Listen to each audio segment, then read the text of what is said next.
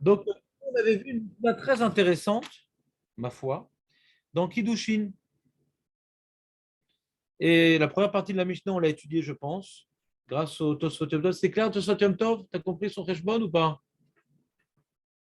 Il y a la Tfila, il y a la Ishtadlut, il y a le Mazal, il y a le Srout. Tu te rappelles?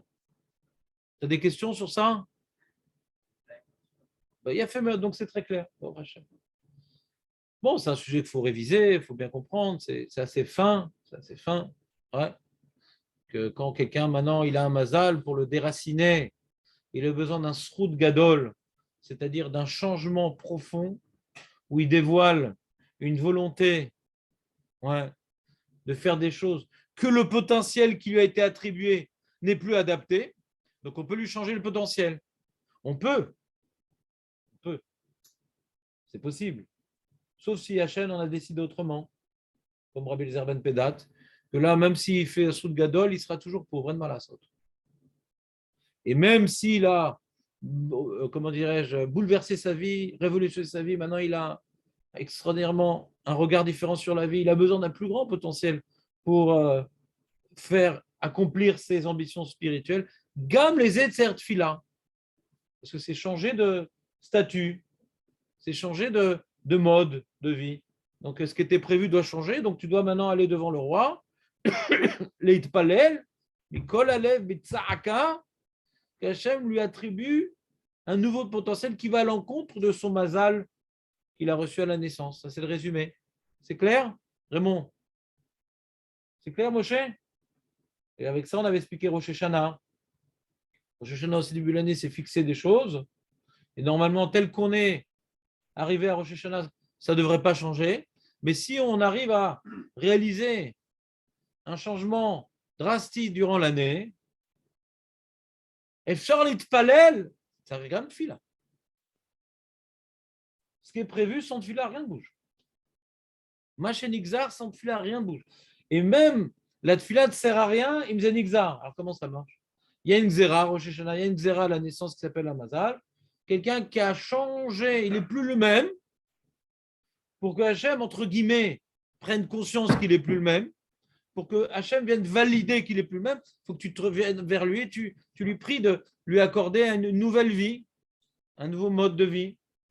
Voilà, c'est le résumé rapidos. Ça, c'était la première partie de la Mishnah qui était à mes yeux très intéressante. Grâce à vous, j'ai approfondi ce sujet et mieux compris. Deuxième partie de la Mishnah, c'est Rabbi Nehorai. Tu te rappelles, Moshe? Alors que le début de la Mishnah nous dit, comment? Sur qui? Mais bien sûr, tu vas nous le dire dans quelques instants. Je vais d'abord relire la Mishnah, après on va écouter ta mise avec ta question avec la voix mielleuse. Rabbi Nehorai Omer, de Tunis.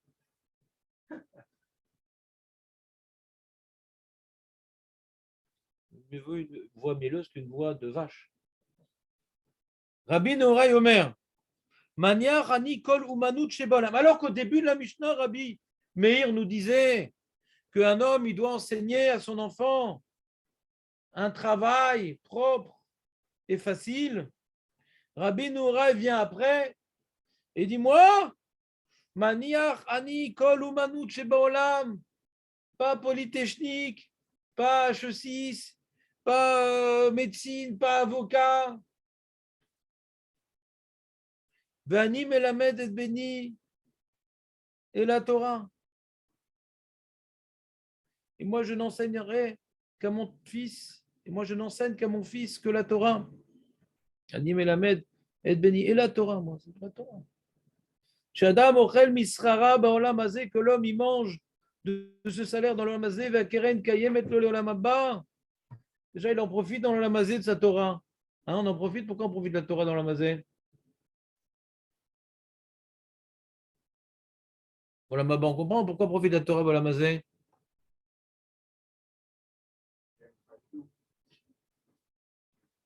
Ça veut dire quoi?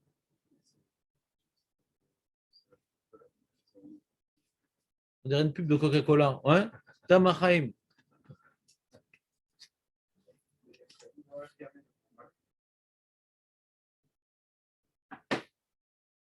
Ah, mais dis pas ça ici. Ochel misrara baolam hazeh. du salaire. C'est-à-dire, il y a des mitzvot que le salaire, tu l'auras que l'olam haba. Le srar mitzvah b'olam hazeh leka. Le salaire dans les mitzvot, il n'y a pas dans l'olam hazeh. Il est uniquement pour l'olam haba. Ouais.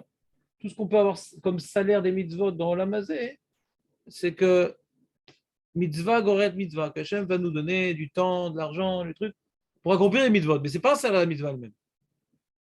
Parce qu'il est tellement grand le salaire de la mitzvah, hein, ouais, que tu ne peux pas en profiter au l'olam hazeh. Juste Hachem, il t'aide. Il t'aide à pouvoir faire d'autres mitzvot.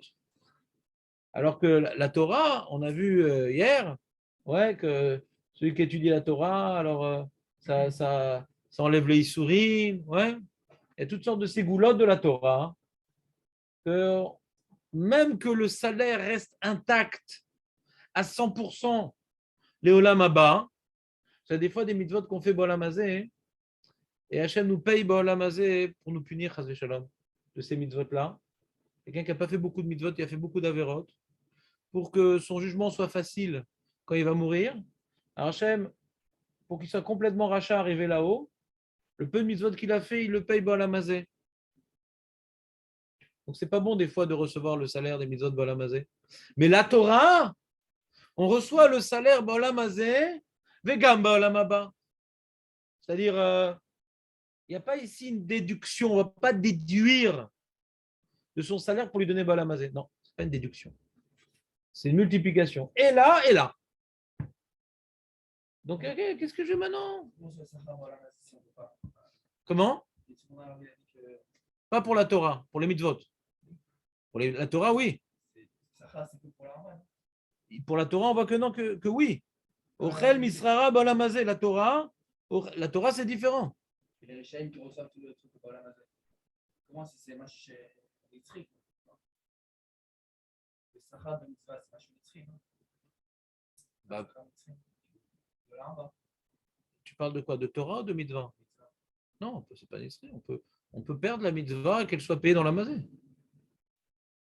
Il y a une mara dans Sota Daf Kaf Alev que Avera Mechaba mitzvah. Aval en Avera Mechaba Torah. La mara dans Sota. Je crois que c'est Kaf Alev. Non, la Torah, c'est Nitzri. La Gemara là-bas elle compare que la mitzvah, c'est comme une torche qui peut être éteinte. La Torah, c'est le feu, par définition. L'énergie feu. C'est ça qui allume la mitzvah. C'est éternel, c'est la lumière, la Torah. Ner mitzvah, ve Torah or. Ça rapporte la Gemara là-bas. Ouais. Donc il y a une grande différence entre la Torah et les mitzvot. Bien que la Torah, c'est pour accomplir les mitzvot. Celui qui fait la Torah et qui accomplit les mitzvot, je ne suis pas sûr qu'il a le srar de Torah. Ouais. Raoul Shelonivra. On parle de Torah pour accomplir les mitzvot. Je ne pas le mec Torah, ouais, il est Shabbat en fumant une cigarette, il étudie la Torah sur sa tablette. Ouais. Non, on ne parle pas de ça. On parle maintenant de quelqu'un qui étudie la Torah, comme vous, pour avancer, pour accomplir, même si on a etc. Des fois on y arrive et on n'arrive pas, mais c'est votre intention comme venez au jour pour avancer, pas pour un petit moment, j'ai rien à faire, il pleut, la plage est prise. Non, c'est pour avancer. Donc ce sera là de venir étudier la Torah pour avancer de manière authentique et sincère. Vous n'imaginez pas le salaire que vous êtes en train d'accumuler. Et chaque jour qui saute, c'est Chaval al-Azman. Si on réalisait le srar de la Torah Bolam Hazeh ou Bolam Haba, c'est incomparable par rapport aux autres mitzvot. Pour celui qui étudie pour accomplir, bien sûr. On parle de ça. Quand on dit Talmud Torah Keneged Kulam. On dit tous les matins avant les korbanot, Talmud Torah Keneged Kulam. C'est pas simple quand même la Torah. C'est chaque jour qu'on manque un cours, c'est faut réaliser que c'est comme si que quelqu'un il avait investi dans une entreprise, il a fait faillite quoi. Il a une perte énorme, irrécupérable. On peut pas rattraper une mitzvah qu'on n'a pas fait. C'est impossible de rattraper une mitzvah qu'on n'a pas fait. Tu peux étudier 2 heures de plus le lendemain, tu n'as rien rattrapé parce que si tu as trouvé 2 heures le lendemain, c'est que tu les aurais eu de toute façon, même si tu n'avais pas étudié la veille. Donc le lendemain, tu as fait ton devoir. Et la veille, tu as raté ton devoir. On ne peut jamais rattraper. Jamais rattraper. Alors c'est déprimant, Rav, ce que vous dites. Non, pas du tout. On est des hommes, on tombe, on se relève. On doit réaliser que des fois, il ne faut pas se laisser aller quand on tombe parce que chaval, on perd des choses qu'on ne peut pas rattraper. Mais Hachem, c'est pas grave, il est miséricordieux, il prend en considération nos difficultés. Il n'est pas avec une épée en train d'attendre que notre cou soit tendu. Chasvé shalom. Mais il faut savoir que dans notre intérêt, il faut exploiter notre temps au maximum pour la Torah, parce que c'est quelque chose qui a un salaire. Alors c'est tellement important que Rabbi Nehorai nous dit que bien qu'on a vu au nom de Rabbi Meir, et Moshe nous dit, mais c'est bizarre, Rabbi Nehorai c'est Rabbi Meir, la Gemara dit. Bien qu'on a vu là au nom de Rabbi Meir, et puis c'est bizarre que la Mishnah, elle nous explique Rabbi Meir, Rabbi Nehorai, elle lui donne deux noms différents dans la même Mishnah aussi. C'est bizarre aussi, si c'est le même. C'est aussi une question, ça. Et lui dit, moi, hein, par contre, d'après Moshe, donc, moi, par contre, malgré ce que j'ai dit, faites ce que je ne fais pas et je fais ce que je dis aux autres de ne pas faire, je ne sais pas. Ben, par contre, moi, je n'enseigne à mon fils que la Torah. Pourquoi? Parce que c'est un salaire, Balamazé ou Balamaba. Alors que Char ou Manout et Noken, Shadam Balidé Choli ou l'idée Zikna ou l'idée Issourine, Benoach la Sogmolarto, Areu Medbera, j'ai vu hier, et je connais un bon juif qui prie avec moi le matin. Je pense qu'il est dans le bâtiment et toujours en habit d'ouvrier, etc. Et un juif sadique et tout, il prie honnête, il est sérieux, tout, mais il travaille, mon Hachem. Et je l'ai vu à Mincha hier, il boitait le pauvre. Alors, je me suis rappelé de cette Mishnah que le travail, tu as un salaire quand tu travailles, quoi. Tu ne peux plus travailler, tu as un problème physique, bah, qu'est-ce que tu fais? Alors en France, non, même quand tu es toujours payé en France, peut-être plus des fois. Les gens, ils ne savent pas pourquoi ils tombent malades sans être malades, ils se demandent pourquoi. Mais en Israël, bon, ben, il y a moins de protection sociale. Quelqu'un qui tombe malade, ou bien s'il a son compte, ben, tant pis. Mais si c'est pas à son compte, il reçoit un petit peu, quoi. Bon, un petit peu des broutilles. Ouais, pas toujours évident. Mais à l'époque, Bichlal, quoi. Tu ne travailles pas, tu n'as rien. T'as rien. Donc, qu'est-ce que je vais investir mon fils dans quelque chose qui est temporaire?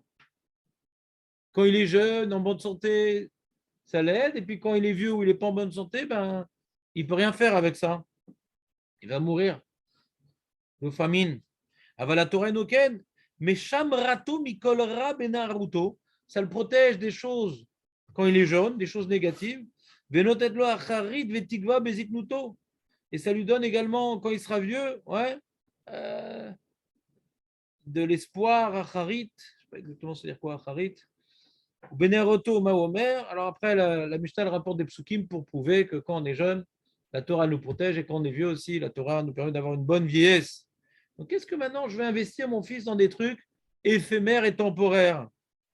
Alors les Mefarshim demandent, attends, mais je ne comprends pas. Déjà, on a vu au début de la Mishnah, Rabbi Meir, et a priori c'est Rabbi Nehorai, ouais, qui dit que le Olam, Ilmad Adam et Beno Manut Neki Avekala.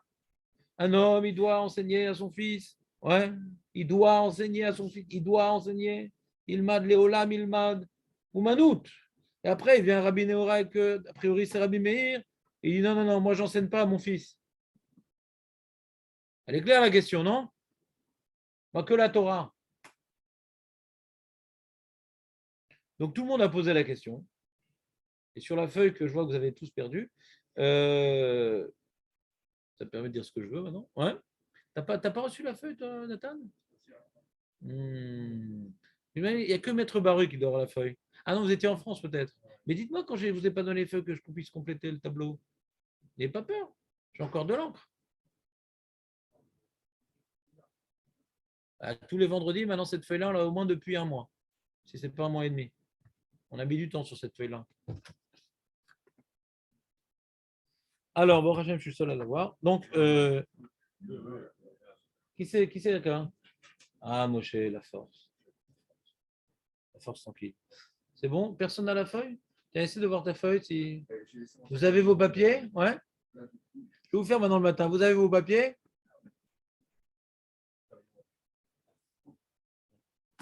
T'as raison. Tiens, alors mets-toi une feuille sur la bouche, Léon, en attendant.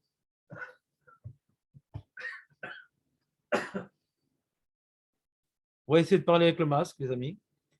Si vous ne m'entendez pas, c'est pas grave, moi je comprends et je sais ce que je dis. Donc, et la buée quand même. Donc, il pose la question. Et il rajoute à cette question-là, il y a une Mishnah dans Pirkei Avot. Pirkei Avot, c'est Milé des Chassiduta. C'est des niveaux très hauts, Pirkei Avot. Très, très haut. Pirkei Avot, c'est un niveau très élevé. Et malgré tout, il y a marqué dans Pirkei Avot, Kol Torah, au début du Perek Sheni, Kol Torah Shen Ima Melacha, Sofa Batela Vegoreret Avon.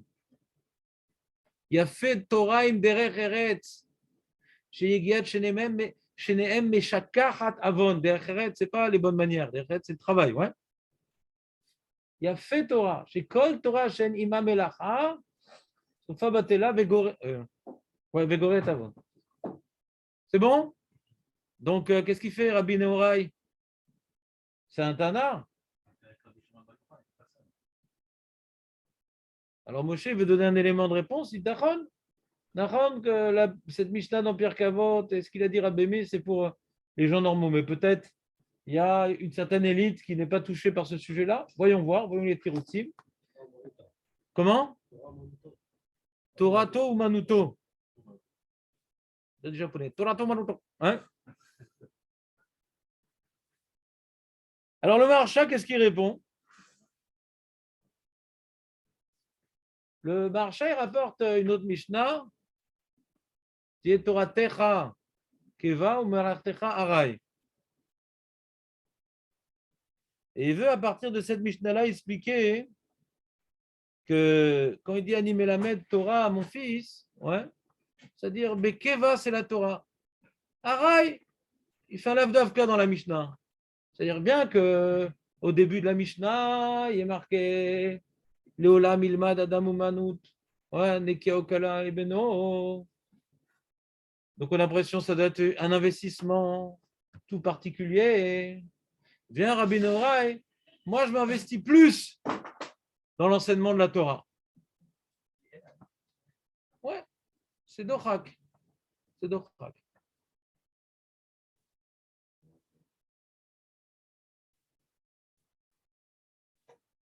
Manière Ani est à Gviout chez Kol Amaniot.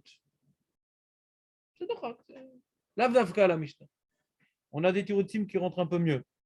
Il y a le Pnei Yoshua qui dit un peu ce que nous a dit Moshe.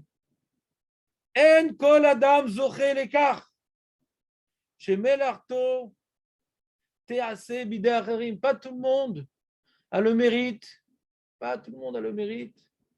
Qu'il va faire Torah et Mitzvot et que les gens vont bosser pour lui permettre d'étudier et de consacrer sa vie à l'étude, à l'enseignement et au Kiddush Hashem. Pas tout le monde.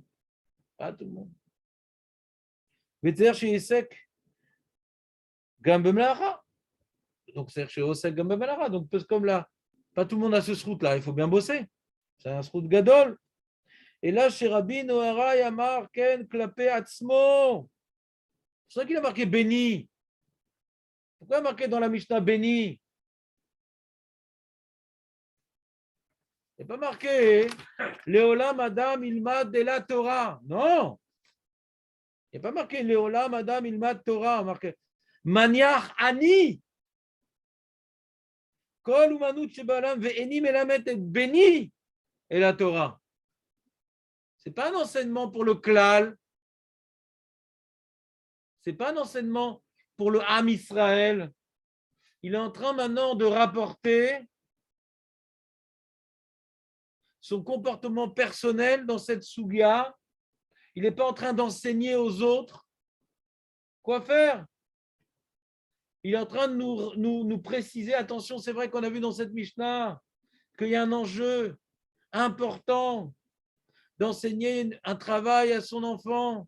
Mais il y a des cas comme moi, comme tout klal, dans toutes les Mishnah qu'on dit un klal, il y a un prat. Il y a toujours une exception. Alors là, c'est pareil, on a dit un grand klal. Ah, t'as vu, hein? Et il faut enseigner un métier à son enfant. Oui. Mais Rabbi Nohara lui-même, il dit que pour son fils, c'est différent. Pourquoi pour son fils, c'est différent?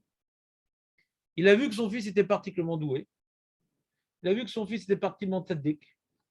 Il a vu que son fils est particulièrement adapté de peut-être bénéficier d'une aise, de pouvoir s'investir dans Torah et Mitzvot sans avoir besoin de travailler. Un S. Yesh nissim kaelu. Yesh nissim. C'est rare et il faut mériter. Arbe asu. Kemo Rabbi Shimon bar Yochai velo alta. Be'adam. Beaucoup ont essayé de faire comme Rabbi Shimon bar Yochai, de ne pas travailler, de s'adonner à l'étude de la Torah, et ça n'a pas marché. Arbe asu kemo Rabbi Ishmael qui dit qu'il faut et travailler et étudier Ve'alta. Et ils ont réussi. Donc il n'y a pas beaucoup qui arrivent à bénéficier d'un tel miracle. Pas beaucoup. Mais ça existe. Donc on a besoin de le préciser dans la Mishnah. Le Rabbi Meir, en ce qui concerne son enfant, il a vu qu'il avait des capacités telles qu'il est susceptible de peut-être bénéficier de ce miracle-là. Donc il s'investit dans sa Torah.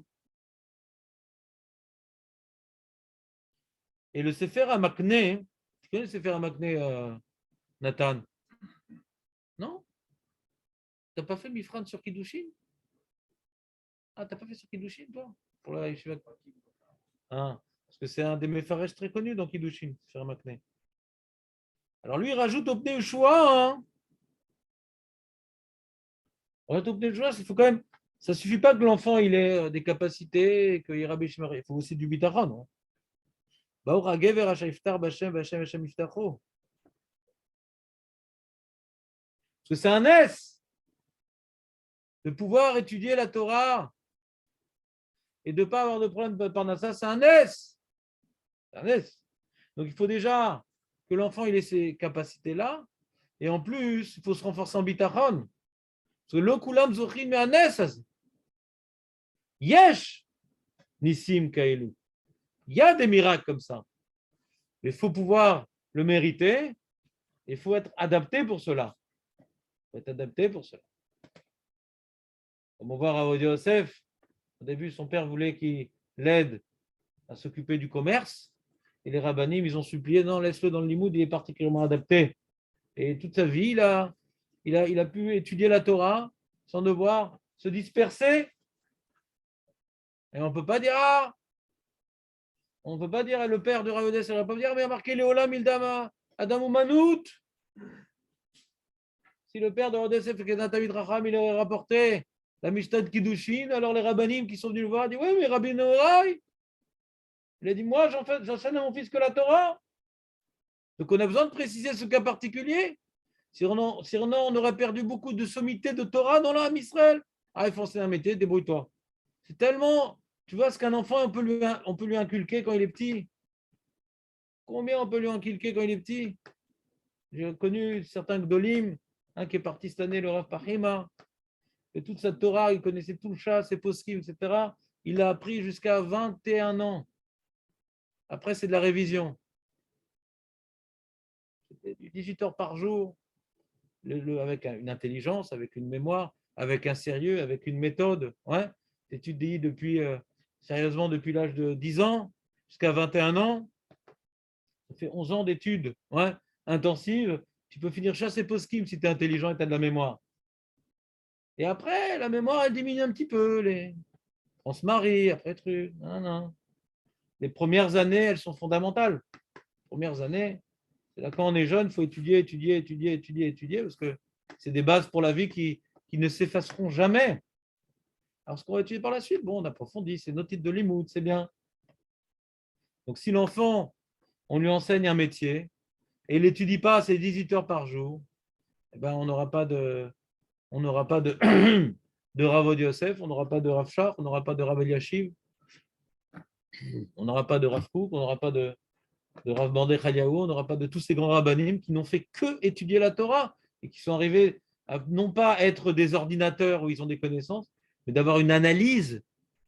C'est d'apprendre des choses comme des brels, ça c'est possible, mais de comprendre ce qu'on étudie pour après déduire un sujet de l'autre. Et il faut être complètement plongé dedans en n'ayant aucun autre souci dans la tête. C'est tout le projet des rabbanim aujourd'hui, qui est encore des shivot, qui est encore des kollel, pour qu'il y ait des générations de rabbanim, la génération suivante, qui soient de haut niveau et pas juste des gens qui ont des connaissances et qui savent lire ce qui est écrit. C'est ça le combat pour les shivot et les kollelim. et a besoin qu'il y ait une certaine élite qui s'adonne que au Limoud Torah, sans anglais, sans mathématiques, sans rien, que du Limoud Torah. C'est moi chez Katouf, pour Rak Torah.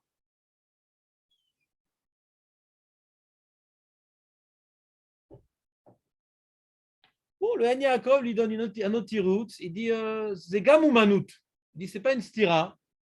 Parce que faire gam il parnesse mais à Torah. Comme on voit avec Issachar et Zevulun. On peut donner des cours, on peut. Ouais. Donc c'est-à-dire, puisque ça peut être aussi une manout, alors pourquoi enseigner autre chose? Zach. Alors, est-ce qu'il va gagner beaucoup, pas beaucoup? Le méchané, il va pas être voleur et il va pas mourir de faim. De toute façon, la parnassa, on a dit, elle vient. C'est pas le métier qui enrichit, qui appauvrit. Ça dépend des srouillottes, le mazal, les srouillottes, la tfila. Toi, tu fais ton ishtadlout, c'est pas ça qui détermine. Donc, je peux lui faire un métier qui est dans la Torah. Un métier qui est dans la Torah.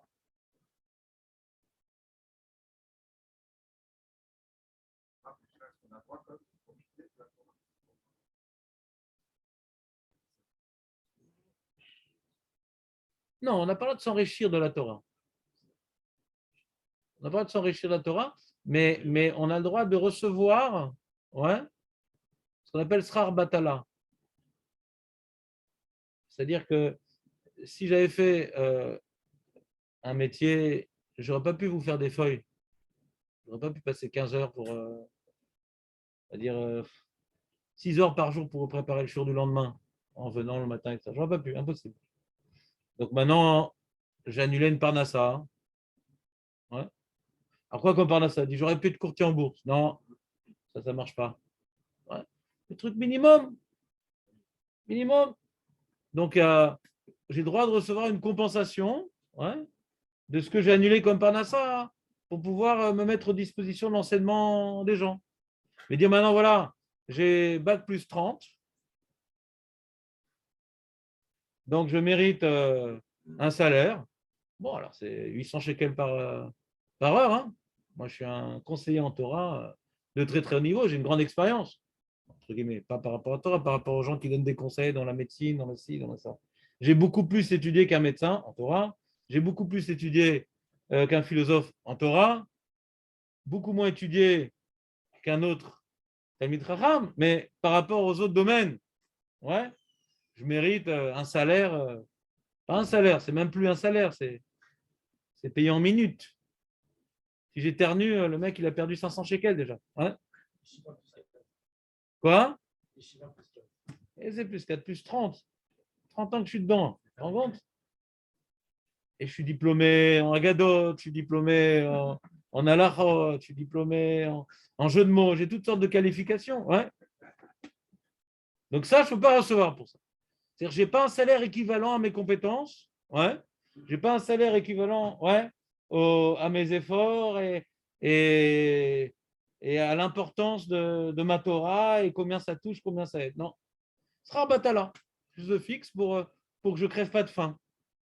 D'où on apprend ça? Issachar et Zevulun. D'où on apprend ça? Chevet Lévi, dit le Rambam. Oui, d'accord. Je ne sais pas s'il veut donner plus. Maintenant, le problème, c'est quand moi je t'enseigne la Torah, tu me payes. D'accord? Ça, c'est un problème. J'enseigne la Torah, tu me payes pour ce que je t'ai enseigné. Alors un jour, je viens, tu me payes. Une fois, quelqu'un voulait que je fasse des cours particuliers. J'ai dit attention, ça ne dépend pas du nombre de l'heure. Moi, je m'engage un certain nombre d'heures, etc. Mais on ne va pas faire je suis venu, je ne suis pas venu, etc. Je ne suis pas un salarié. Je suis pas un salarié. J'ai demandé à Ravesman comment on fait le truc, etc. Et tout. C'est un package. Je me mets à ta disposition. Ouais. Pour, tu as envie d'étudier, tu n'arrives pas à étudier en groupe, c'est adhère. Moi, maintenant, je perds une partie de ma parnassa, je sortis du collège pour m'occuper de toi, etc. Alors, tu me donnes l'équivalent. Ah, t'es pas venu? Ah, on diminue. Je dis, bon, on arrête. Je deviens salarié, on arrête. Et j'ai arrêté le lendemain. Comment j'ai trouvé un parnassa? Je m'en fous. Je suis pas salarié. Jamais raison. Je dis, on arrête. La première fois qu'il m'a dit ça, je dis, on arrête. T'as pas les moyens, je comprends, une barrière. mais on ne rentre pas dans des calculs. Et quand j'ai ouvert ce Beth Midrash, j'avais deux possibilités de faire. Ou bien j'allais venir vers vous pour que vous payiez le Beth Midrash et mes frais, etc. Ou bien non, c'est Rav Westman qui va tout payer. Et c'est ce que j'ai voulu, comme ça. Je suis déconnecté des étudiants et de mon salaire. C'est Rav Westman qui m'aide. Et vous voulez aider Rav Westman, très bien. Mais il n'y a pas un contact, je te paye pour ta Torah. Non.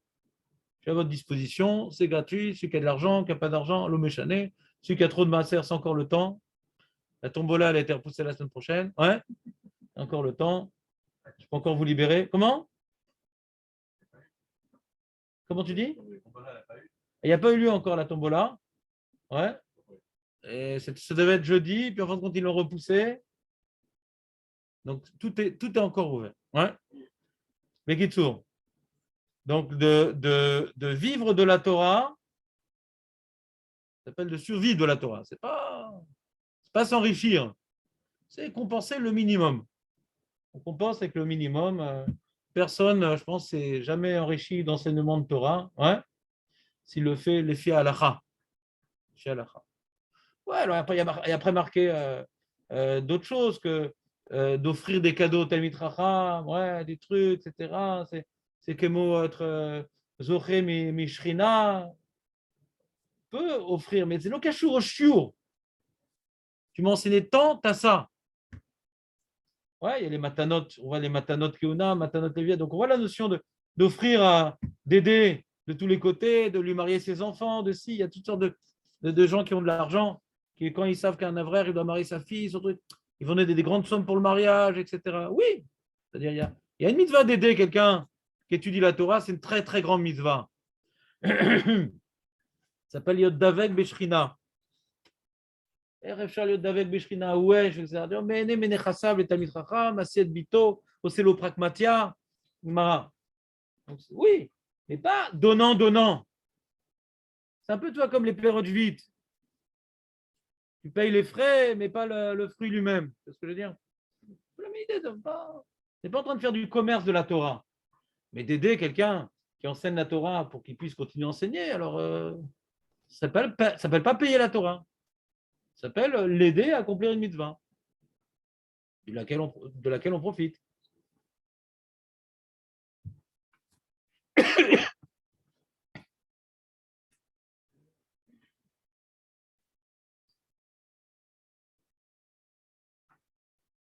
Ouais.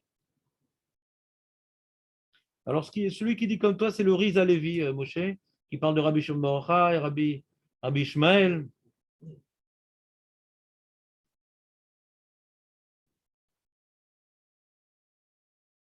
Alors, il dit donc lui, Mikaradin, il est d'accord, Rabbi Norai, que Mikaradin, un homme, il enseignait un métier à son fils. Parce que la lacha est comme Rabbi Ishmael. Mais moi, hein, je suis noé comme Rabbi Shimon Bar Yochai. Diot miayechidim shoskim batorah tamid vakjuchu. Mais ça pèque l'âme sorkem baolam hazeh. Donc, dans les tiroutim, on a une nafkamina. Si on dit comme le tirout du Riz Alevi, ou du Pnei Yoshua, on voit que moi, je suis un cas particulier. Normalement, il faut enseigner la Oumanout à mon fils, à son fils. Mais moi, comme mon fils, c'est un tzaddik, un tamid chacham, etc., et que j'ai du bitachon, et que je suis possédé comme Rabbi Shimon Bar Yochai, donc moi, j'enseigne aucune Oumanout à mon fils, je lui enseigne que la Torah. Donc ça veut dire que ça, c'est une première explication. Mais d'après l'explication de Yehuda Yaakov, il dit non, la Torah, c'est Noumanout. Qui te dit qu'avec la Torah que tu enseignes? Moi, j'ai un copain, il est avraire, etc. Il a besoin d'argent, mais il a appris, par exemple, Messader Kiddushin. Pour la roupa. Tu sais combien un bon Messader Kiddushin il reçoit pour une roupa? 3000 shekels. Un bon Messader Kiddushin, c'est 3000 shekels. D'accord, il fait 5 roupotes par mois, c'est bon, il peut. Non, non, Messader Kiddushin. Il te chante à la tunisienne avec le nez bouché. Non, non, il fait la choupa et il prend les dîmes, le rabbin qui fait la choupa. C'est 3000. C'est bon? Voilà, un bon. Est-ce que le mec ne veut pas donner 3000? On ne va pas le dépouiller. Mais demander 3000, ce n'est pas du vol. Attends, le mec, il a pris 80 000 shekels pour son mariage. Il ne peut pas donner 3000 pour un rabbin qui se déplace et qui a fait une formation pendant 2 ans. Et, ouais, ouais. Hein. Donc, il y a donc Messader Kiddushim, aucun problème de recevoir de l'argent pour ça, c'est un métier. Se faire, aucun problème. Moi, bon, est-ce qu'on peut demander de l'argent ou pas? Il y a une âne de ne pas demander de l'argent pour moi. Moi, j'ai toujours dû supplier le Moël de recevoir de l'argent et pas toujours il accepte. Il y a une âne de faire la Mila, c'est particulier. Un de mes fils, c'est Rav Marpout qui a fait la Brit Mila, alors lui, même pas en rêve, tu lui donnes de l'argent. Et je suis embêté, il est venu avec un couteau de shrita ce jour-là. J'ai dit non. Non, mais c'est de la part ou c'est. Si tu me connais, Moshe, il ne faut jamais me poser des questions hors sujet. Si tu veux une réponse précise, je te dis globalement, précise comme j'ai une mauvaise mémoire, jamais je te répondrai précisément à un sujet que je ne suis pas en train d'enseigner. Parce que j'ai une mauvaise mémoire, je ne vais pas t'induire en erreur. Je veux que tu restes avec un point d'interrogation plutôt que d'embagasiner une fausse information. Donc je sais qu'il y a un ignan de ne pas recevoir l'argent Mila. Pourquoi? Où c'est écrit? Comment? L'OED1. En France, ils sont payés très cher, les moelles, etc. et tout. Ouais. Ouais, non, je sais, mais il y en a, c'est leur métier. C'est leur métier. Ouais. Est-ce que c'est bien, c'est pas bien, c'est pas le sujet. En tout cas, c'est pour ça que je n'ai pas cité moi-même Mila, j'ai parlé Messader Kiddushim, que ça c'est barour, et aucun problème. C'est un métier. Un métier. Tu veux pas de Messader Kiddushim, tu peux te marier sans rabbin, aucun problème. Tu n'as pas besoin de rabbin pour te marier, tu as juste besoin de 2 témoins. Tu veux un rabbin, tu veux qu'il se déplace, paye, mal à saute. Et il y en a, moi je sais, le beau-père de ma fille, le Rav Garcia, lui, c'est un Rav quand même connu. Des fois, on lui demande de faire un mariage. Ouais. Lui, c'est pas un businessman, etc. Le mec, même pas il lui paye le taxi, même pas il lui demande si c'est payant et tout. Et lui, la honte, il ne demande rien. Il y a des gens, il a fait un beau mariage à 200 000 shekels, même pas il a payé le taxi au Rav. Ouais. Ça, c'est un métier. Il n'est pas obligé de venir. Tu peux te marier sans lui. Hein. C'est un métier. Il faut le payer. C'est une formation. Hein. C'est pas simple. C'est pas simple la formation. Ils apprennent mamash dans la rabbanout, ils apprennent toute la lachot kiddushin dans le détail pour qu'il n'y ait aucun cas particulier problématique, etc. Il y a un mifran. C'est des heures et des heures et des heures de travail, quoi. Ouais, c'est pas simple. C'est pas un truc. C'est pas très dur, mais il faut connaître. Donc le Yaakov lui dit un autre tirout. Il dit non, c'est aussi une umanout. Donc Nafkamina, que ce qu'il dit, c'est pas réservé à une élite, d'après la Yaakov. Toute personne peut choisir, il aimerait que son fils, il étudie la Torah quand il est petit, pour les raisons évoquées par Rabbi Nehorai. Et le problème de Manout, ce n'est pas un problème. Ça peut donner aussi une Manout, le fait d'avoir étudié la Torah. Tu peux être Dayan, tu peux être Mot, tu peux être Messader Kiddushin, tu peux être Shochet. Mot, c'est Moré Tzedek. C'est pas de la paille. Moré Tzedek. Etc. Donc, il y a une nafkamina. Est-ce que c'est un truc élitiste ou non? Ça s'appelle aussi une hanout. D'accord? Alors, se dire de nos jours, alors, si on dit que c'est élitiste, alors c'est quoi toutes ces chivotes? C'est quoi tous ces trucs? Tous les enfants ne sont pas forcément intelligents. Ils ne sont pas tous forcément adaptés pour bénéficier du miracle. Pour bénéficier du miracle. Il n'y a pas tellement de chez là en vérité, aujourd'hui. Pourquoi? Parce que le gouvernement est tellement motivé que les gens, ils n'étudient pas au collège. Ils sont très, très motivés. Que celui qui a fait la yeshiva jusqu'à 20 ans, il va trouver des formations pratiquement gratuites. Ouais. Que ce qu'ils font les chilonimes en 5 ans, il va le faire en 1 an. Ils sont tellement motivés que les gens n'hésitent pas au collège que celui qui a besoin d'argent, il peut faire une formation et arriver plus haut et plus vite que les chilonimes. Donc, il n'y a pas de question. Tu n'as pas besoin de bac, ils te font un rattrapage du bac en 6 mois. En plus, c'est des garçons qui ont étudié la Gemara toute leur jeunesse, c'est pas très dur pour eux. Ouais. Ils ne comprennent pas tellement c'est quoi le problème. Donc, il n'y a pas tellement de questions aujourd'hui sur les yeshivot. Au contraire, et tu as gagné la Torah, et si tu veux travailler, tu as une petite formation rapide. Alors, quel métier tu vas faire? Alors, je ne sais pas si maintenant, c'est des formations qui te permettent d'être médecin. Je ne me suis pas renseigné tellement. Ouais. Mais de gagner bien sa vie, ouais, des super formations. En informatique, en trucs. J'ai un copain, il a mis en place, enfin, il a travaillé, il y a Rav Lebel Abnebra qui a fait justement un centre avec Jérémy Bérébi, ouais, pour les avrichim qui veulent de l'argent, qui commencent à travailler, d'avoir le matin le collèle et l'après-midi la formation. Ça dure 1 an ou 2 ans, je ne me rappelle plus. Et ils sont payés la deuxième année, ils ont un petit boulot, ils sont pris dans uniquement 10 000 shekels par mois, ouais, mais ils sont embauchés d'office dans une entreprise. Et ça fait un stage, et puis après, ils ont un bon diplôme et ils brossent dans les grosses entreprises informatiques, et ça marche. Donc le mec, il a étudié toute sa vie, puis après, il y a 2 ans qu'il consacre sa vie où il étudie à mi-temps, et il a quand même un salaire, et après, il est au même niveau que les mecs qui ont fait Bar-Ilan, truc. Donc il n'y a plus de questions aujourd'hui. Est-ce que j'envoie mon fils à Yeshiva? Est-ce que j'envoie mon fils à Talmud Torah? Qu'est-ce qu'il va faire? Non, t'inquiète. Ton problème, c'est la parnassa ou ton problème, c'est la culture? Des gens, ils ne veulent pas que les enfants aient Yeshiva parce qu'ils veulent qu'ils aient une culture générale. Ça, c'est très français. Les Israéliens s'en foutent complètement de la culture générale. D'ailleurs, ils n'en font pas tellement dans les écoles israéliennes. Culture générale. Mais bon. Des fois, on dit dans la parnassa. C'est pas un argument, la parnassa. C'est la culture. Tu veux qu'il ait la culture, qu'ils connaissent Vercingétorix, qu'ils connaissent l'histoire d'Israël, l'histoire de ci, de ça. D'accord, c'est un autre sujet. Tu préfères la culture que la culture de la Gemara, c'est ton choix. Tu as le droit. Tu as le droit, chacun son choix. Mais ce n'est plus une discussion idéologique. Ouais, comment il va travailler, comment il va gagner sa vie. Cette discussion, il y a 20 ans, elle existait. Bémet, sortait du collège, le mec, il n'avait pas de solution. Elle existait il y a 20 ans. Aujourd'hui, le gouvernement, surtout Bennett, il travaille beaucoup sur ça que les abrités, ils n'avaient pas au collège. Il est venu plusieurs fois à Bnei-Brak pour motiver les gens. J'ai des formations pour vous et tout. C'est Kadosh Kodashim pour lui, que le mec, il sort du collège. Très important. Il a beaucoup travaillé sur ça. Et donc, indirectement, ça aide certaines familles qui ont besoin de Parnassa. Bon, Hachem, le mec, il a fait l'Eshi Aktana, il a fait l'Eshi Agdola, il a fait 2-3 ans de collège. Bon, c'est un bon juif, il est Shamaïm, qui peut étudier seul, il n'a pas besoin de courir dans ta gauche, il peut faire de la famille en 2-3 heures, et le reste du temps, il est formé pour pouvoir étudier Torah, pour accomplir les mitzvot, et travailler.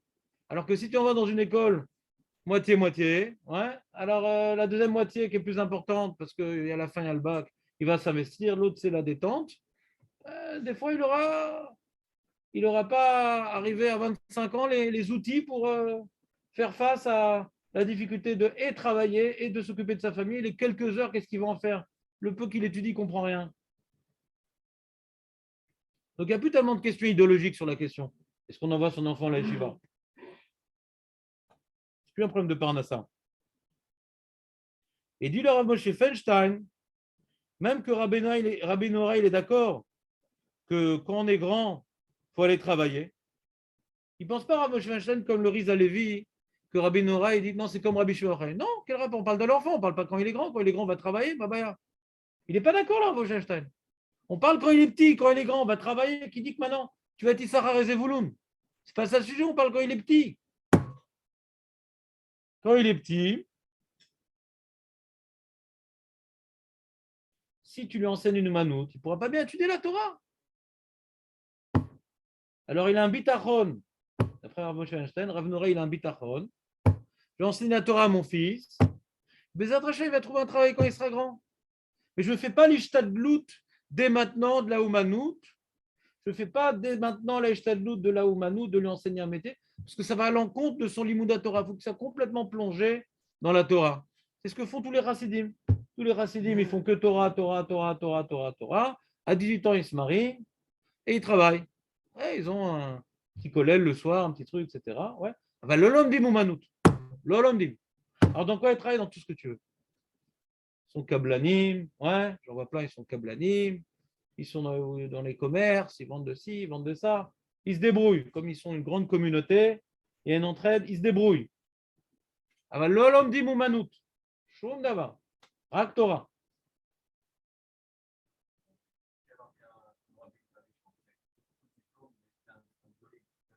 Ah, il y a des génies.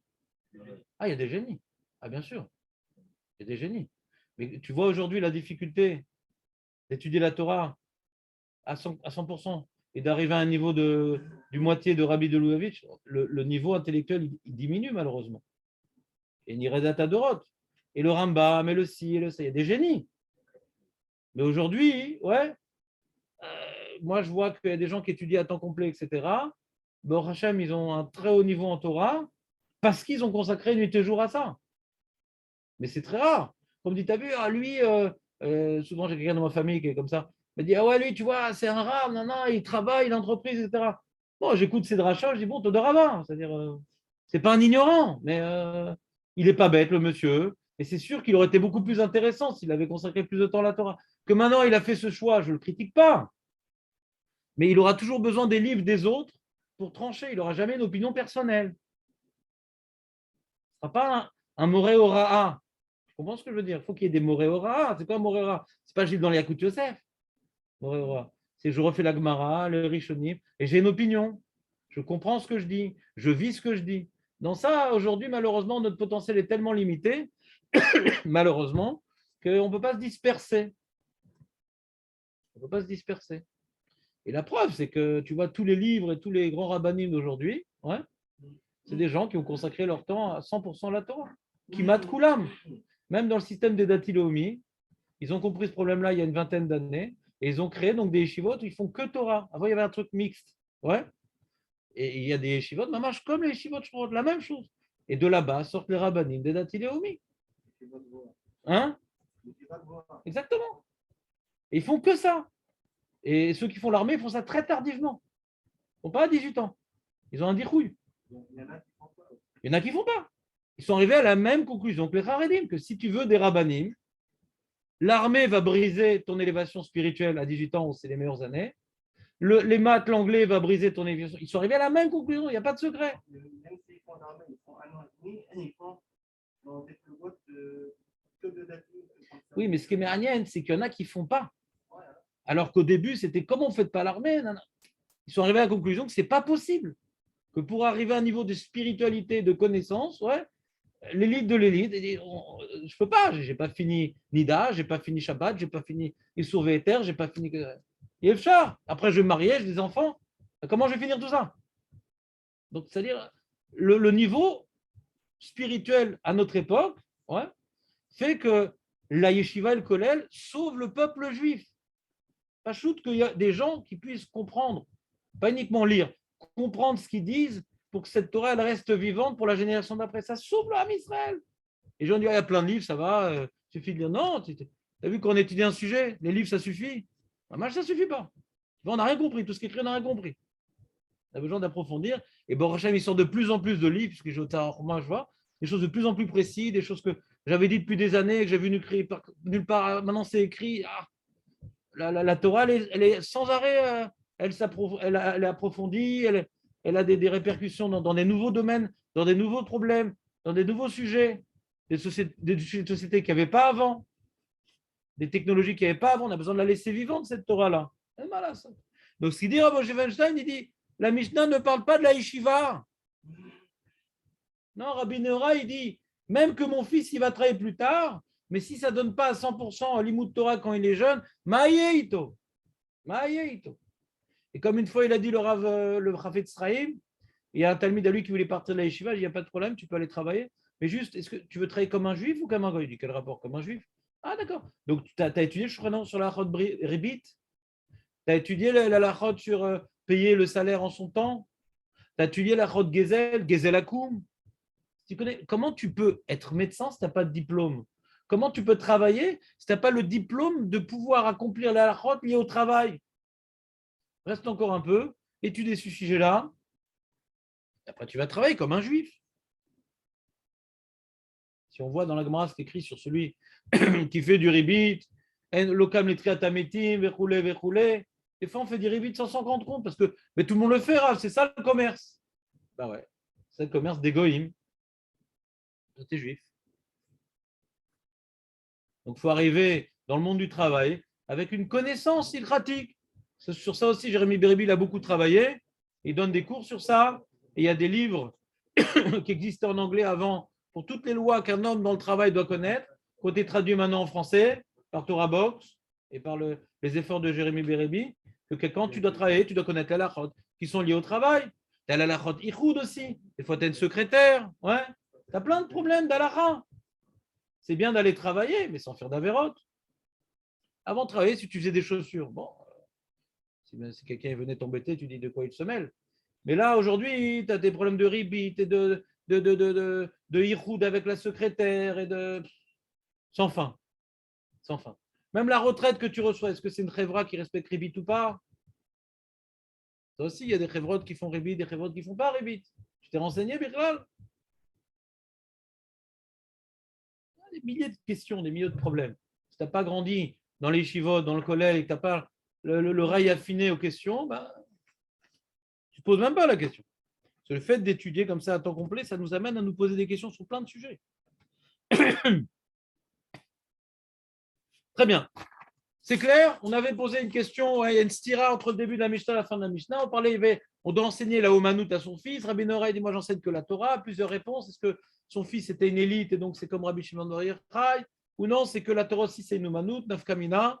Et de nos jours, de toute façon, ça ne pose pas de question. Parce que Ramosh Weinstein, il dit de travailler après la yeshiva, ça ne pose pas de problème. Mais la question est de savoir, est-ce que maintenant tu vas pouvoir travailler comme un juif? Est-ce que maintenant tu as eu le temps d'étudier comme il se devait? Donc quand il est petit, Rabbi Noraï, moi mon fils, je lui enseigne que la Torah parce que je considère que l'Aishtadlut, j'en ai pas besoin. Le premier Tana, il pense que l'Ishtadlut, il faut enseigner la Omanout. Je ne fais pas cette Ishtadlut d'enseigner la Omanout. Ouais. J'enseigne que la Torah. Bezrat Hashem, ça va l'aider à avoir une parnassa à la Torah que j'ai enseignée, même s'il ne travaille pas dans la Torah d'après moi, Donc il y a une marloquette d'après ça. Et donc il faut expliquer que Rabbi Meir, Rabbi Noraï, ce n'est pas le même.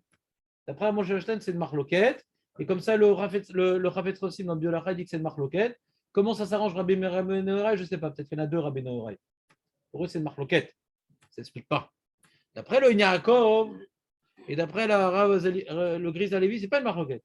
Gris Alevi dit voilà, je suis d'accord pour tout le monde, mais pour moi, c'est différent. Ouais. Et le Yaakov, il dit il y a Omanout et ça aussi, c'est une Omanout. Ouais. Donc j'explique que pour mon fils. Nachon, Nachon. Ça, c'est une question que je n'ai pas de réponse. Très bien, Moshe. Donc ça a l'air d'être une marloquette. Et donc là, Moshe Weinstein dit Nachon. C'est une marloquette. Est-ce qu'il y a besoin de faire une ishtadlout au dépend de l'enseignement de Torah? Est-ce qu'il y a besoin de faire une ishtadlout au dépend de l'enseignement de Torah? D'enseigner à mon fils des maths, de l'anglais, de l'économie, de la comptabilité. Alors c'est jusqu'à quel âge qu'on doit lui enseigner? C'est une question. Ouais. Ça dépend de chaque époque. Si tu sens qu'il n'est pas encore construit en Torah, qu'il n'est pas suffisamment fort en Irat Shamayim, ben, continue encore. En général, jusqu'à 18 ans, on est une génération, c'est encore des bébés jusqu'à 18 ans, malheureusement. Je ne sais pas si vous avez remarqué. 18 ans, c'est encore des bébés, non? En général. Ouais. Les gens doués à 18 ans, ils deviennent adultes. Ouais. Comment? Un métier qui est vraiment bâti la brique, c'est l'informatique. Il y a tellement de choses qui se rapportent dans la logique, dans les constructions, dans la programmation. C'est un cadeau quelque part. Alors, on verra cette école. Ah, tu connais cette école? C'est pratique. Sans connaître les maths, sans connaître l'anglais, sans connaître. Ouais, de toute façon. Il faut un peu, mais. Moi, quand j'ai commencé à étudier la Gemara, ça m'a rappelé l'informatique que j'ai étudié un petit peu à la fac. C'est parce qu'il y a un organigramme de l'informatique, ouais. Il y a un chata vétarien. Il y a une question, il y a une réponse. Tu as des sous-ensembles et tu dois garder le fil.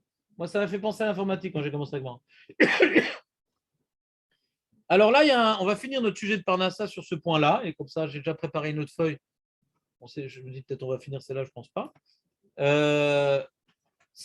Est-ce qu'on maintenant on peut prendre une assurance vie, une assurance décès, une assurance maladie, une assurance chose? Est-ce que c'est un problème des mounas? Est-ce que c'est un problème des mounas? Shlomo? Voilà, Chazak Shlomo. Chazak Shlomo. Ça a été bien, tu as dit ta phrase. Ouais. L'assurance pour qui tu fais l'assurance? L'assurance sur l'essai de l'assurance. Non, mais d'aller à Maccabi. Pour toi, Maccabi. Pourquoi Maccabi? Maccabi Abi. Ouais. Ou sinon, tu te fais ruiner. Mais pourquoi je serais malade? Pourquoi j'ai un Maccabi? Je fais pas Maccabi. Quand j'ai besoin d'un médecin, c'est parce que j'ai fait Navera. Je dois payer les 300 shekels. Ouais. Chez Tchouva. Et j'irai moins chez le médecin que si tu es à Maccabi. Maccabi, je suis tranquille. C'est presque gratuit. Celui qui ne sait pas compter, c'est presque gratuit.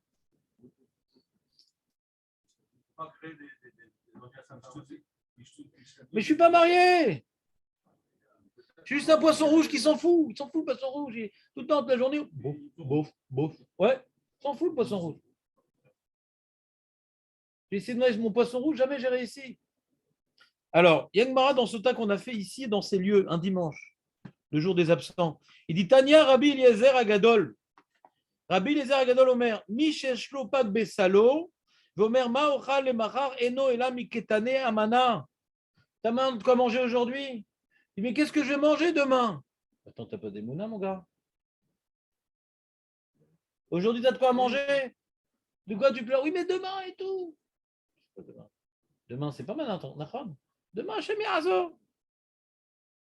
Nous d'Amar Rabbi Elazar, Maïdirtiv Kimi, Baz Leyom Ketanot, Migaram les Tzadikim. C'est une bête bezou. Une bête bezou. Shulchanan Latib Lavo, Ketanot, Ketanut, Shaya Baen, Shelo Yeminu Bakadosh Baruch Hu. Tzadikim, ils perdent leur Olam Haba, une partie de leur Olam Haba, parce qu'ils n'ont pas été Mahamim. C'est quoi ton problème? Tu as mangé aujourd'hui? Ma baya, Shelcha. Le mec, il a 0 en compte en banque.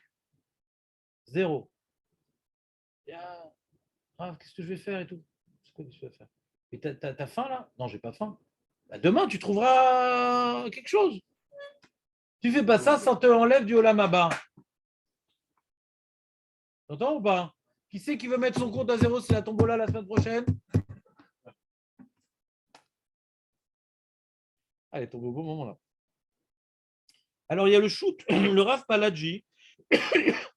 Il pose une question. Il y a une mara dans Menachot qui dit la chose suivante. Tu vois ta vie suspendue à ta tête. C'est quoi ce passou qui dit que ta vie elle est suspendue à ta tête? Zaloker dvoa mishana leshana. Vepachata laila veyoam. Zaloker dvoa mirev shabbat lerev shabbat. Velo ta'amin bechayecha. C'est un sommaire al palter. Alors j'ai mis en dessous l'explication de cette Gemara, en dessous de ce texte en gros. Il n'a pas de champ, le pauvre. Il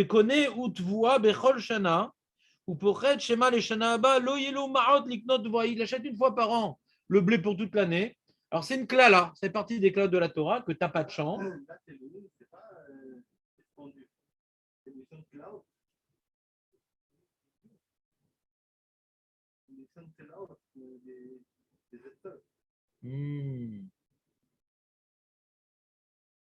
Bineged. T'as raison, il y a un Aleph là. Azak. Tu devrais venir plus souvent, c'est dommage. Qu'est-ce qui se passe? Qu'est-ce qui se passe avec toi? Va courir, tu travailles maintenant? Ah, c'est fini le saint chômage, On te voyait tous les matins. Tu as tellement bien été tzaddik, tu as tellement été tous les matins que tu as trouvé un travail. Misken, ouais.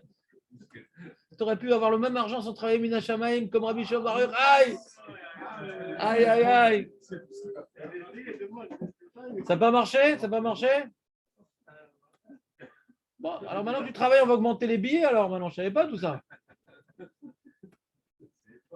On va te sauver du maaser qui déborde. Donc, allez. Donc, Yoav qui nous fait plaisir d'être là le vendredi. Bon, Hachem, il ne travaille pas le vendredi. Pour l'instant. Donc, tu dis, c'est la chaîne. Ah. On compte sur toi. Hein, Yoav, alors c'est quoi tes Louim?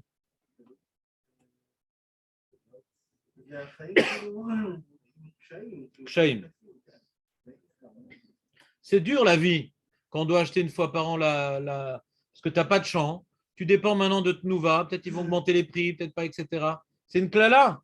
Il y a une klala encore plus forte. Vepachat laila veyomam. Zalokar dvoa mirev shabbat erev shabbat. Lui, il va pouvoir approvisionner. Approvisionner. Heureusement que tu n'as pas le vendredi, toi non plus. Approvisionner, ouais. Lui, chaque vendredi, il va avoir la parnassa pour toute la semaine. C'est une klala. Parce qu'il va être mefared kol hashavua. Et le pire, c'est palter, celui que chaque jour. Zesomer al palter shiafé, vous connaissez mimeno bechol yom. Chez Yom Doeg, ou Shema les Machar lo Yelomot. Ça, c'est une grande clala. Qu'est-ce qu'on a dit? On a dit, c'est une contradiction, non? On a dit, un homme, il ne doit pas être soucieux. Qu'est-ce que tu as mangé pour aujourd'hui? Tu ne dois pas réfléchir à ce qu'est-ce que tu auras mangé le lendemain. Tu ne dois pas réfléchir à ça. Et la plus grande clala, c'est qu'un homme, il a à manger pour aujourd'hui, il n'a pas à manger pour demain. Encore. C'est une clala, ça.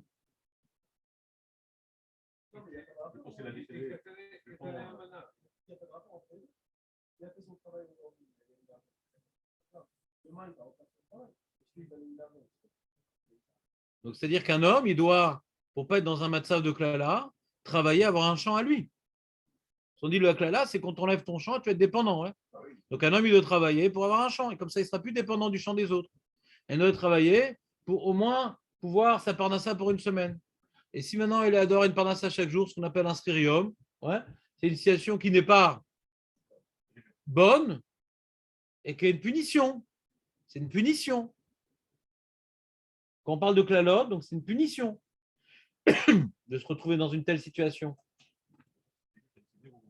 Ah, Chazak, Marco. On va voir. On va arriver, on va Marco manier le sujet, tu vois.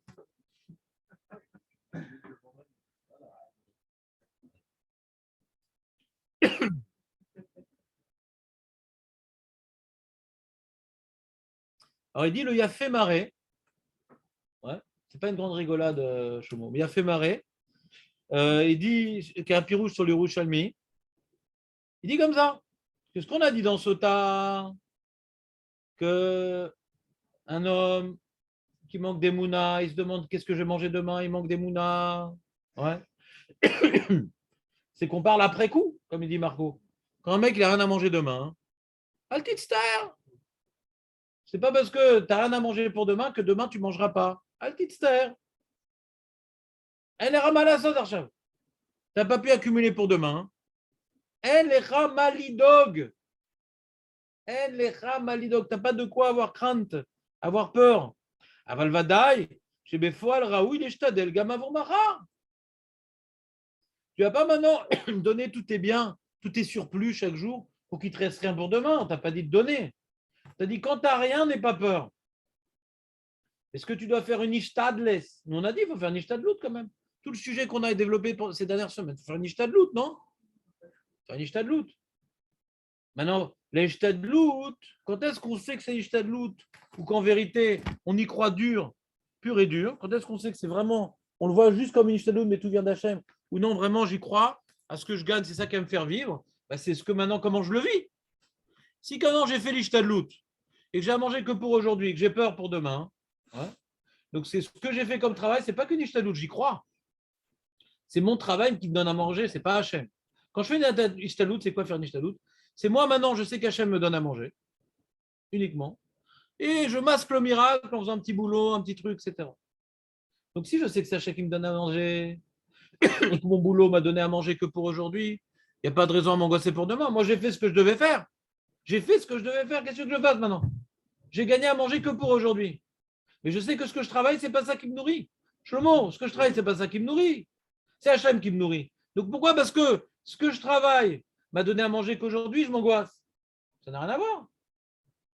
C'est Hachem qui me nourrit. Donc je manque des mounas. C'est clair ou pas? Non, c'est pas clair, Jérémy? Ouais.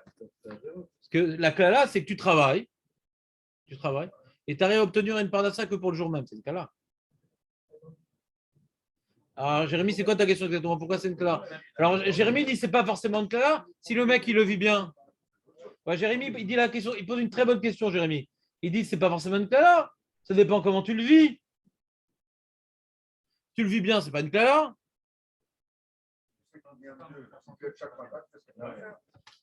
Alors ça, pour répondre à la question de Jérémy, on a le Sichot Moussar du Rav Chaim Soulevitch. Tu lis un peu ce livre, Nathan? Tu as tort. Tu n'as jamais lu le Sichot Moussar du Chaim Soulevitch?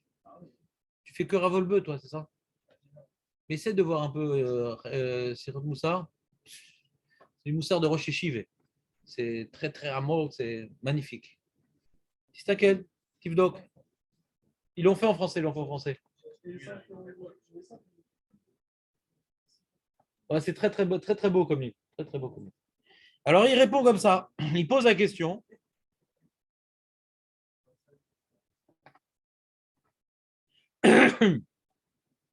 Il rapporte une Gemara dans Yoma qui dit Mipnema lo yarad lahem l'Israël man pamachat beshana. Pourquoi Hachem il n'a pas fait que la manne elle tombe une fois par an?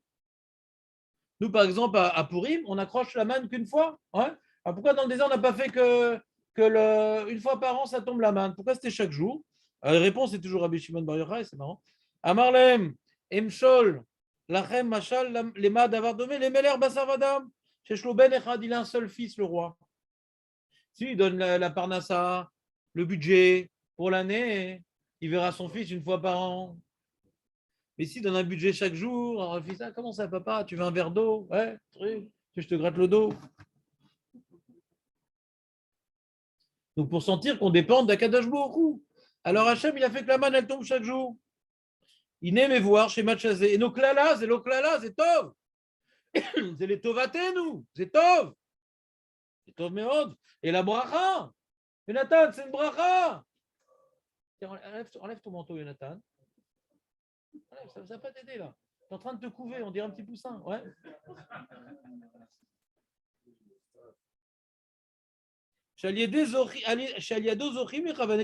Grâce à ça, ça nous rapproche d'Hachem. Sois heureux, l'homme qui reçoit de la parnassa uniquement pour le jour même. C'est ce que Hachem il a fait dans le désert avec la manne. Pourquoi c'est une klala? Vaniré, écoutez bien, Vaniré basé. Davar Nora.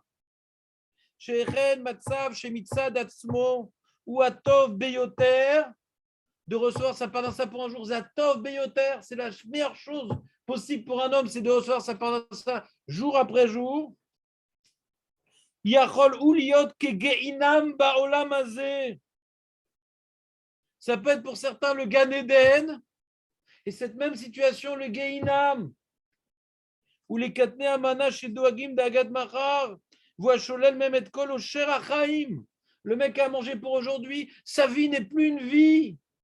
La vie, comme il a dit Yoav, c'est une souffrance. T'es la haute. Parce qu'il est Doeg, les Machar, c'est une souffrance.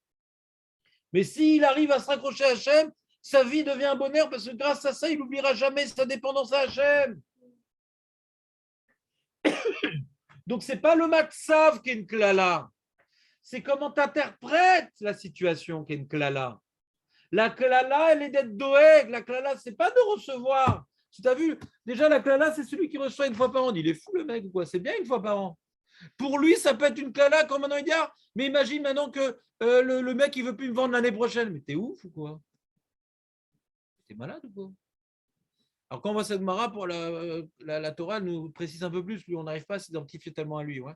Mon fournisseur, c'est une fois par an, j'aimerais faire un contrat pour 10 ans, peut-être qu'il va me lâcher, j'ai investi, j'ai mis en place tout un système, etc. Si maintenant il me lâche, tout ça, c'est de l'argent jeté en l'air. Des trucs comme ça, tu t'investis. C'est comme on m'a raconté, je donnais un cours là-bas, à Poleg, dans une société, ouais, je ne sais plus comment elle s'appelle, genre WeWork, comme ça, une société où ensemble et on travaille, on préfère travailler ensemble comme ça le vendredi, le jeudi matin, il y a à manger, tout ça c'est sympathique, c'est convivial. Il y a une ambiance de travail, il y a des cours de yoga. Et le patron, j'ai enseigné un petit peu au patron là-bas, qui n'était pas religieux, il voulait découvrir cette école à Torah du patron de ce truc-là. Il n'a pas pris de billet. Donc, ce qui s'est passé, alors, les gens avec qui j'enseigne actuellement encore, bon, ils ont déménagé, ils sont dans un autre cadre professionnel, mais ce cadre professionnel, il m'a dit, donc il avait 2 étages, le mec, il avait loué à toutes les personnes, donc bon, Hachem, ça marchait bien son affaire, et il a investi énormément pour faire un beau truc, joli et tout, et le bail, il s'est terminé, ouais, il avait un bail qui se terminait l'année, ouais. Et le propriétaire, il a décidé maintenant, il a eu quelqu'un de plus offrant, de lâcher. Il a lâché. Donc, tous ces investissements, les masganim, les tachtiot Internet, à la poubelle. À la poubelle. Donc, il a fait une erreur professionnelle, ouais. Avant de s'investir, il fallait qu'il fasse un renouvellement de contrat pour une période beaucoup plus, comment dirais-je, qu'il puisse rentrer dans ses frais, tout au moins. Là, il n'est pas rentré dans ses frais. Ouais. Donc Bekitsu, quand il a un contrat qu'à la fin de l'année, il risque le mec de plus te louer. Alors c'est ce qu'elle dit la Gemara. Mais tu dois faire une ishtadlout, on a dit. Mais si tu ne peux pas faire l'ishtadlout, non, le mec, non, moi c'est. Je donne un exemple concret de ce qu'on vient d'étudier. Ouais. Tu dois faire une ishtadlout, d'avoir un contrat pour 10 ans, d'accord? Tu vas faire une ishtadlout, tu vas pas être un débile pour 10 ans. Maintenant, lui, il ne veut pas. Il dit non, non, moi, j'ai pas envie de me bloquer. Il dit bon, ça vaut le coup, il y a un risque, mais elle m'a la saute, il ne veut pas. Je n'ai pas ailleurs, ils sont d'être au même endroit, je ne peux pas me délocaliser. Elle m'a la saute, je tente le coup. Ça fait 10 ans que je suis chez lui chaque année, il n'y a pas de raison que ça change, je tente le coup. Est-ce que je suis angoissé à la fin de l'année ou pas? Non! Parce que ça ne dépend pas du mec, ça dépend d'Hachem. Si Hachem veut m'enlever de l'argent, alors il fera l'idée folle d'arrêter, de devoir chercher quelqu'un de plus offrant avant de me demander à moi si je suis prêt à m'aligner. Parce qu'il aurait pu demander de s'aligner. Il a fait un sale coup, le mec. Mais il a le droit. Il a le droit. Enfin, je ne suis pas sûr. Ils sont tellement protégés, les trucs, qu'on aurait fait un truc pareil. On va le proposer, j'imagine. Mais en Israël, tu as le droit de faire ce que tu veux. Donc, quand tu as un bail comme ça, tu as une location pour 1 an, tu dois d'abord essayer de faire des shtadlout, que ce soit pour 10 ans. Mais si tu ne peux pas, Altidag, il va t'adorer les à ta béclala. Se me dire, je ne vais pas investir, qu'est-ce qui va se passer? Tu attends cette date, nanana, ta tête elle est prise par ça, ça te bloque pour investir dans autre chose. La vie, c'est plus une vie.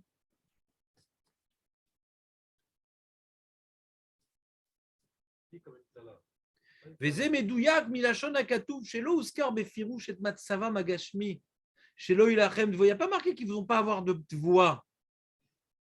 Non. Il y a marqué que c'est une épreuve, comme il a dit Yoav. La klala, c'est la souffrance de la chose, et non pas le manque réel. La klala, c'est la souffrance, et pas le manque. On peut entraîner que sa vie, c'est une klala. Où on peut vivre comme les Bnei Israël dans le désert, qui étaient proches d'Hachem, en ayant la manne chaque jour. Tout dépend du regard qu'on a sur la chose. Exactement, mais c'est ça la klala. C'est ça la klala. Si on parle de terme klala, c'est Hachem qui envoie. Non, je vais t'expliquer pourquoi c'est Hachem qui envoie la klala. Hachem lui envoie une klala à qui? À celui qui ne fait pas la volonté divine. D'accord? Il ne fait pas la halachot, il ne fait pas de trucs, etc. Il n'accomplit pas Bechukota et Telechou. Donc il est loin d'Hachem. Le mec qui est loin d'Hachem, qui a Bitachon Bachem, excuse-moi, il y a un problème. Il a un problème, quoi. Il n'est pas logique. Quelqu'un qui dit tout vient d'Hachem, mais il ne fait pas les halachot d'Hachem. Il y a un problème, il n'est pas cohérent. Donc c'est Zarma, tout vient d'Hachem. Et quand il y aura une épreuve, il va s'effondrer, le mec. La klala, elle commence par la Averot. Quelqu'un qui fait des Averot, il s'éloigne d'Hachem. Il va faire des Averot, par exemple, dans son travail. Parce qu'il n'a pas d'émouna. Il pense qu'il faut un peu mentir, il faut un peu voler, il faut un peu tralouéder. D'accord? Donc il n'est pas Boter Bachem ou Boter Batsmo.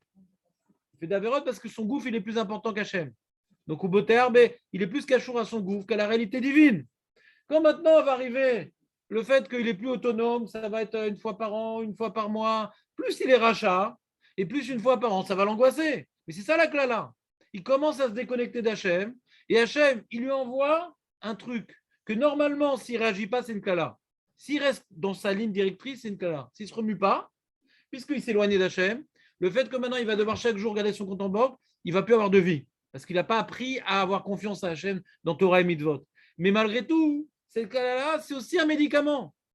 Il a la possibilité maintenant de comprendre, s'il se ressaisit, que tout vient d'Hachem, et de faire tchouva, et d'être plus heureux dans ce qu'il a, et d'être plus honnête dans son travail. C'est une klala, s'il ne bouge pas. Comme on a expliqué par rapport au Srout Gadol, quelqu'un il a un mazal, s'il ne bouge pas, il aura toute sa vie ce mazal. Vu dans la dynamique dans laquelle il est, de pas s'appuyer sur Hachem et de s'appuyer sur ses envies et sur ses problèmes, quand il arrive une histoire pareille, il va très mal le vivre. Donc c'est une klala. Mais il peut, s'il se fait violence, en faire une bracha. Ce qu'on appelle un onesh kemechaper. Imchoser betchouva. Un onesh kemechaper. Imchoser betchouva. Comme tout onesh. Un onesh, c'est une klala. Mais si ça te permet de faire tchouva, un nefar, il y a de bracha. Comme on dit, celui qui fait tchouva me'ahava, zedonot, naselo sruyot. C'est averot, même bémédite, ça devient des sruyot. Parce qu'il a compris la gravité de fauter, il a compris l'angoisse d'être loin d'Hachem. Maintenant qu'il a fait le switch, donc toute son expérience dans le passé, elle est devenue positive. Ça l'aidera à ne plus retomber dans la faute. Fin de parenthèse. C'est clair la réponse ou pas? Donc c'est oui une klala. Tel qu'il est aujourd'hui, c'est une klala. Mais Hachem, dans sa miséricorde, donne la possibilité d'en faire une bracha. Mais c'est un effort. Et c'est un effort surhumain.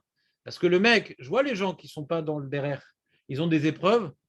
Roubam Kekulam, ils posent des questions à Hachem. Au lieu de se ressaisir, ouais, ils sont complètement aigris, ils sont complètement écœurés. Ils ne viennent pas se remettre en question. Alpirov, les gens. Malheureusement. Mais il y a des fois quelqu'un qui a une base d'Emouna, une base de Torah, qui va l'aider à que ces épreuves puissent être positives. Mais en général, quelqu'un qui n'est pas dans le derrière et qui se prend une clala, malheureusement, elle va être décisive pour lui, cette clala. Parce qu'il n'a pas reçu, il n'a pas construit des outils quand tout allait bien, ouais, pour bien interpréter les épreuves. C'est des outils qu'on construit quand tout va bien. Quand ça va mal, c'est trop tard. Déjà, le mec, il se sent maudit, il se sent malchanceux, c'est trop tard.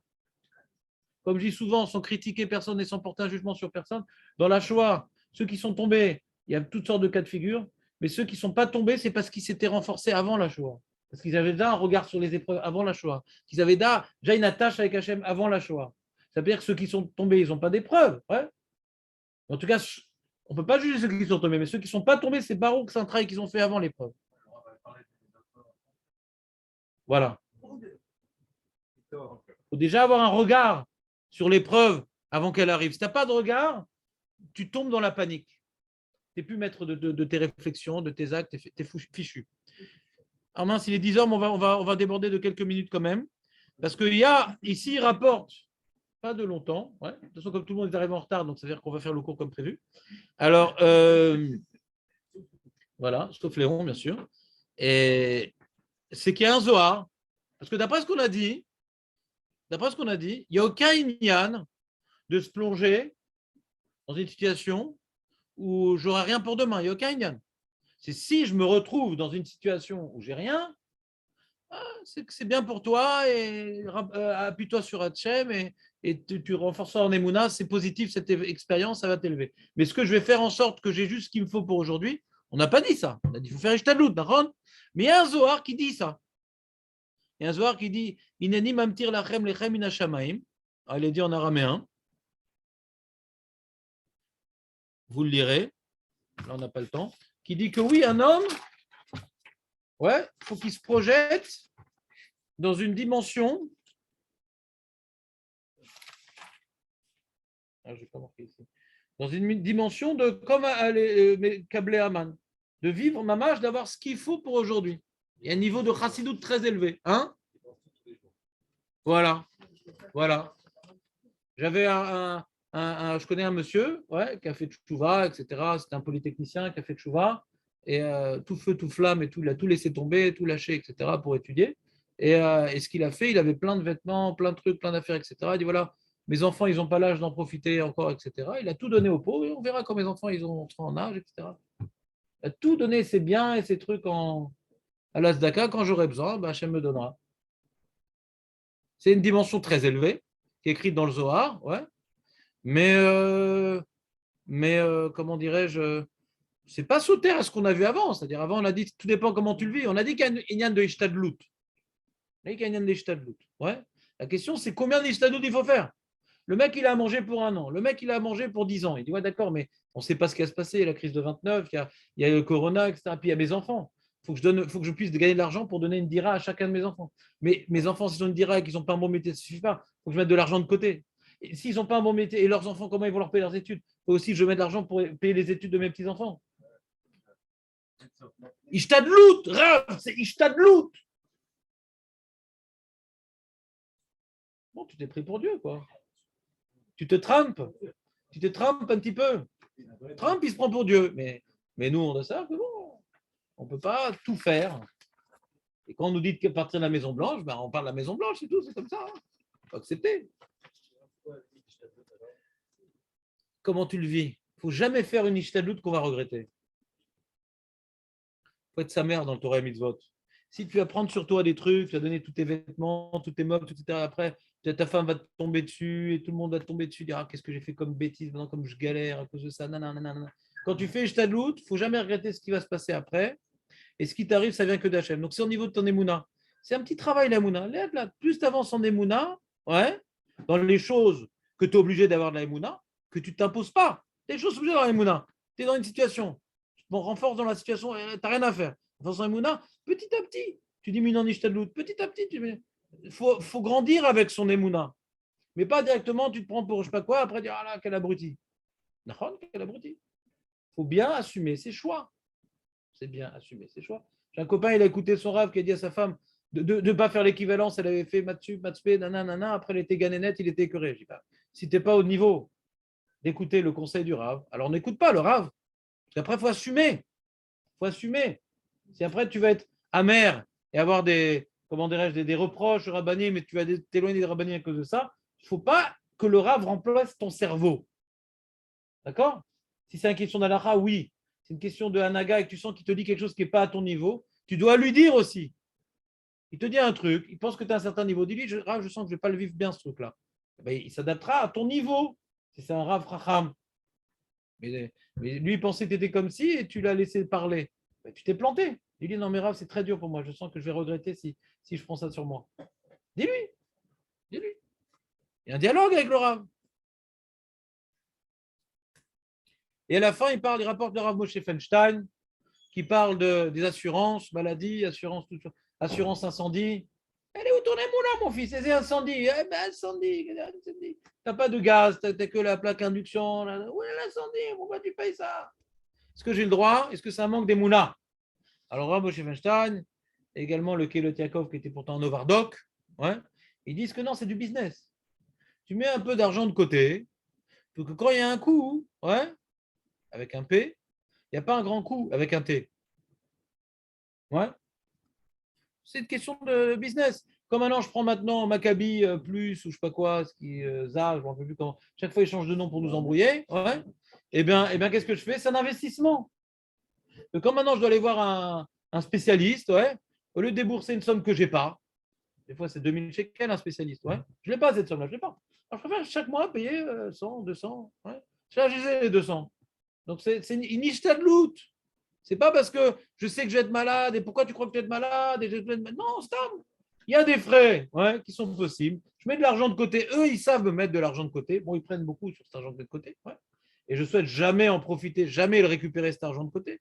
Mais c'est un investissement. Comme tout investissement dans le business, tu achètes un truc, tu comptes le revendre plus cher. Là, pareil, j'achète un truc et je compte maintenant gagner de l'argent. C'est un investissement. C'est un calcul d'argent, c'est tout. C'est permis. Razak ou Barou. On peut faire Kaddish. Et là, juste, la semaine prochaine, on va étudier le sujet. On doit avoir de la Emouna dans la Parnassa. Est-ce qu'on doit avoir de la Emouna aussi pour accomplir les mitzvot? Hachem Yarazor. Il y a un sujet. Est-ce que maintenant, dans la Emouna, pour accomplir les mitzvot, Hachem va m'aider pour faire cette mitzvah-là? Et donc, je fais moins d'ishtadlout. Hein? À El Naftani, est-ce que Hachem va nous aider?